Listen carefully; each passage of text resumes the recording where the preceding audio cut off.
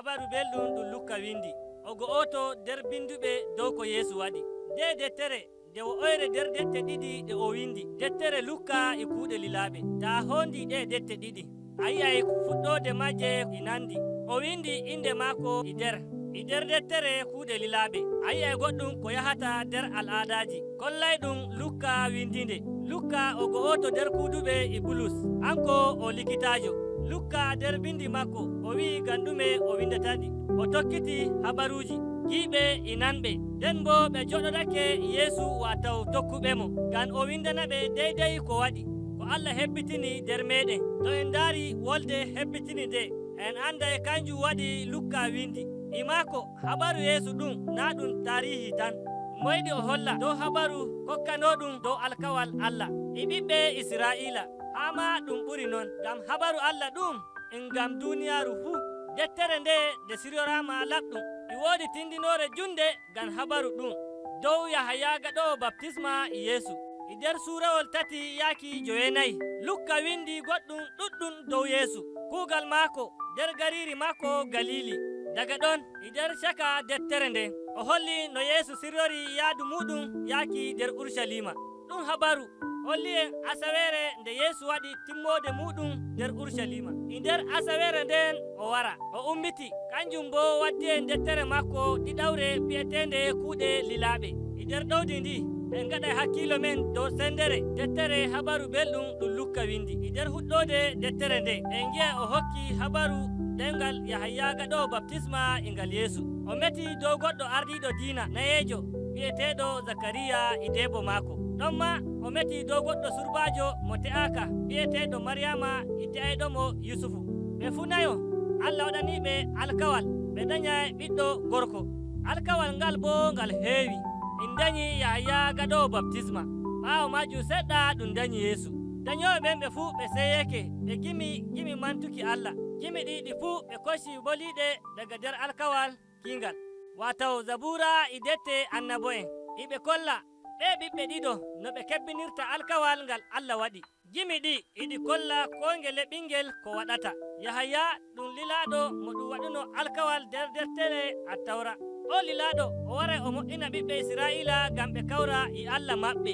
Nden bo Yeesu woni laamiɗo kisnowo mo ɗum waɗani Dawda alkawal Allah e waddowaymo o laamo dow ɓiɓɓe Isra'ila, o bo barkiɗina leƴƴi. Nonno Allah waɗanno annabi Ibrahim alkawal. Gaɗa ɗon sey Maryama waddi Yeesu Urshalima nder wuro seningo ngam ɗum noddanamo inde. Ɗon o tawi goɓɓe annabo'en ɗiɗo naye'en, Hananiya e Saminu.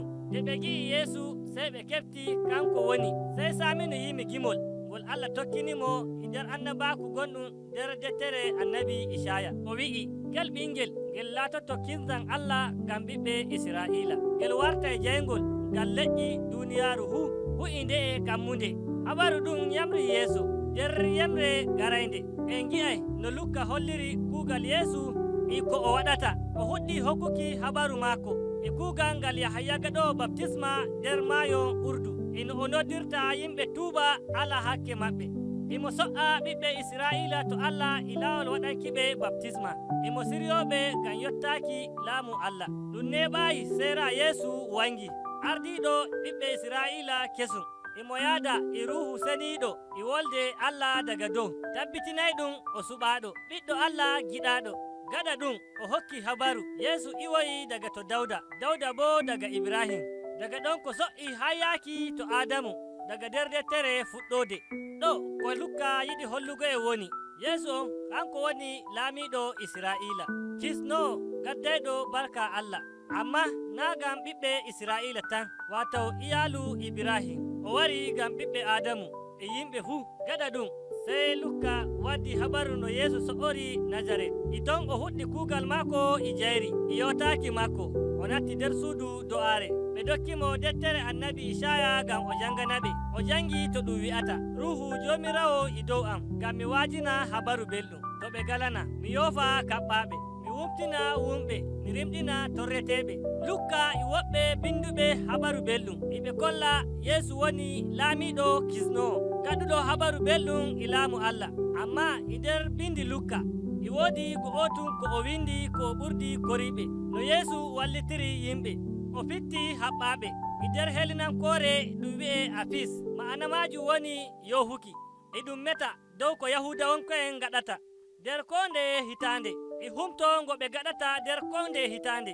Tarari nder deftere Lewiyanko'en sura 25 a yi'e ko moye maccuɗo to hewti duuɓi 25 imo yoofe. Yimɓe ɓe nyamale ma iɓe jafane. To ɗum sorino gesa ma e ɗum hokkita gesa kan to jomika. ɗum e ɗum waɗe ngam ɗum holla moƴƴere Allah e aadilaku makko.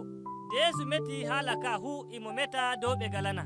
Tarari nder alkawal kingal yimɓe ɓe galana iɓe noddire ane ɗum e ɗum meta dow yimɓe na sey ɓe galana seede tan, amma e ɗum meta dow yimɓe ɓe gala bawɗe ɓe ɗum yawanta.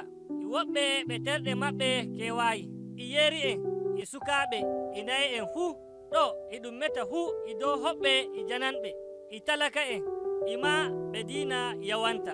Amma Yesu wi'i laamu Allah e habaru belɗum ɗum ngam yimɓe iri ɓe. E timminki Lukka o waddani en yeɓre mawnde nder habaru maako. Imo holla en dow habaru belɗum. Imo wi'a ɓe galana iɓe nandi inihi. O yamɗitini yeerijo koccaɗo dow leeso e goɗɗo gorko mo nyawu laral ima goɗɗo mo baɗɗe. E nder habaru maako o meti dow no Yesu yarani jaɓayɓe ceede leydi sumpo. O jippi e wuro Lewi. O nder kuugal maako imo walana o neɗɗo mo ɗum yawi.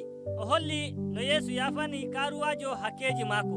Imo holla en no laamu Yesu rimɗinirta yimɓe. Imo yajjinana yimɓe no ɓe keɓrata bawɗe gonɗe nder laamu Allah ngam ɓe jamɗita. Amma e nder kuugal Yesu o heɓi yimɓe ɗuɗɓe tokkimo. Ekkitinol maako e umminana yimɓe hakkilo. ɗo o huɗɗi leñol Israilanko'en kesol. O hokkiɓe ardiɓe 12 daga nder tokkuɓemo e battudi 12 ardiɓe leñol Israila. Gaɗa majum Yesu huɗɗi ekkitinki dow laamu maako tusitini ɗum. Lukka noddiri ɗum waajinki nder walol. Imo wi'a yidde Allah to ɓe galana e jananɓe. ɗum woni ma'ana laamu Allah gaddanɗu en boɗɗum dow ko ɗume. ɗum notiɓe kumpitol ngol Yesu waɗi. ɓe jaɓi dokkal Allah ngal o waɗi. Hamɓe ma iɓe jaggano ɓe galana, iɓe kokkitira jawdi maɓɓe, iɓe giɗi jonde jam, iɓe jafano yimɓe layfiji maɓɓe. ɗum yimɓe gañuɓe munafukare gonde nder ardiɓe diina. iɓe darani gonga. Joni fa laamu Allah ɗum Yesu waddi ɗum heɓi daraniɓe ɗum. iɓe potpottira e ardiɓe diina Yahudanko'en. Wazuji makko ɗi o waɗata nder yimɓe ɓe yawanta. e ɗum ummina hakkilo. Ngam non ɓe kuɗɗi wiki Yesu e meta haala kalluka dow Allah. O jarowo imo joddo e gaɗoɓe hakke. Yemre nde holli en ɗume woni kuugal Yesu nder tokkuɓemo. O wi mi tigga laamu am ngun kinzan. Mi tabbitinay no laamortomi nder ɓiɓɓe Israila. Mi mayay nder Urshalima. Mi wartay maccuɗo torreteɗo. Laamiɗo mo annabi Ishaya meti dow maako. Nder suurawol 13 suurawol 53 bingol moye mayata ga hakkeji maɓɓe. ɗum habaru ummini wongo nyumo. En nanay habaru dow majum ɗo yeeso seɗɗa. Yesu enti dow hoccere kanko e tokkuɓemo kamɓe tato. ɗon e ɗon sey ɓandu makko wayliti. duule Allah suddiɓe Allah e nder. O wi'i o woni ɓiɗɗo am mo shuɓumi. Yeeso Musa e Iliya e annabo'en woɓɓe ɗiɗo tawaɓe e bigere to Allah woni dow hossere nde. ɓe nani holonde Allah. Lukka wi'i en iɓe medda dow bayde Yesu no ɗum hebbinirta nder Urshalima. Joni fa e nder helinankore Exodus e wi'e habaru wurtaki. ɗo Lukka e holla en Yesu e jooɗi bono Musa ardotoɗo leñol Israila kesol yaaki rimɗineki jofeteɓe daga nder ɓoggi hakke e hallende hu. ɗum yaray en nanen ko woni nder sendere korinde. Amma e joni en nani ko woni nder sendere arandere deftere habaru belɗum ɗum Lukka windi.